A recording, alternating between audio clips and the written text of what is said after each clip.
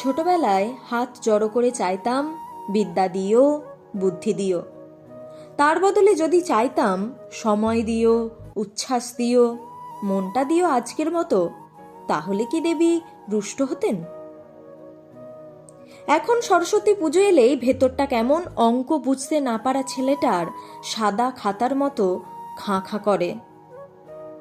বড়বেলা আমাদের একটা গোটা সরস্বতী পুজোর সকাল কেড়ে নিয়েছে, উবিয়ে দিয়েছে কুল খাওয়ার ভয়, হলুদ স্নানের পর নতুন পাঞ্জাবি পরার ইচ্ছেগুলোকে।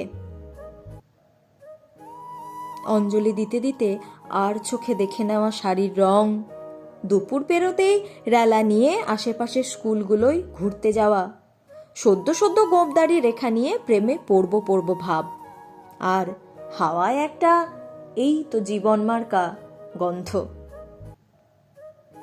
তখন যেসব বন্ধুদের ছাড়া এই দিনটা ভাবতামই না, তারা আজ ভিন্ন শহরের কোয়ার্ডিনেট।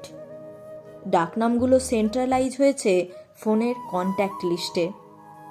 জং ধরা, ধুলো পড়া। একটা রঙিন বসন্ত পঞ্চমী আমরা ফেলে এসেছি সেই কবেই। আগের মতো আর রোদ নামে না শহরটাতে। 10 টাকা পকেটে নিয়ে কারা যেন আর বিরিয়ানি খাওয়ার দুঃসাহসিক প্ল্যানটা বানায় না।